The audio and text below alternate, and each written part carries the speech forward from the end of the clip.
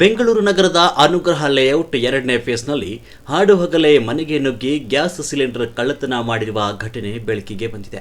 ನಿನ್ನೆ ಮಧ್ಯಾಹ್ನ ನಡೆದ ಈ ಕಳ್ಳತನದಲ್ಲಿ ಆರೋಪಿಗಳು ಪಕ್ಕಾ ಸ್ಕೆಚ್ ಹಾಕಿಕೊಂಡೇ ಮನೆಗೆ ನುಗ್ಗಿರುವುದು ತಿಳಿದು ಬಂದಿದೆ. ಗೇಟ್ ತೆರೆಯುವ ಮೂಲಕ ಮನೆಯೊಳಗೆ ಪ್ರವೇಶಿಸಿದ ಕಳ್ಳರು ಬಳಿಕ ಗ್ಯಾಸ್ ಸಿಲಿಂಡರ್ ಕನೆಕ್ಷನ್ ತೆಗೆದು ನೀಟಾಗಿ ಎಗರಿಸಿಕೊಂಡು ಪರಾರಿಯಾಗಿದ್ದಾರೆ. ಜಸ್ವಂತ್ ಎಂಬುವರ ಮನೆಯಲ್ಲಿ ಕಳ್ಳತನ ನಡೆದಿದ್ದು, ಘಟನೆ ಕುರಿತು ಪೊಲೀಸ್ ಠಾಣೆಯಲ್ಲಿ ದೂರು ದಾಖಲಾಗಿದೆ. ಸಿಲಿಂಡರ್ಗಳಿಗೆ ಡಿಮ್ಯಾಂಡ್ ಹೆಚ್ಚಾದ ಹಿನ್ನೆಲೆ ಕಳ್ಳತನ ಪ್ರಕರಣಗಳು ಹೆಚ್ಚಾಗ್ತಿವೆ ಅಂತ ಆರೋಪ ಕೇಳಿಬಂದಿದೆ.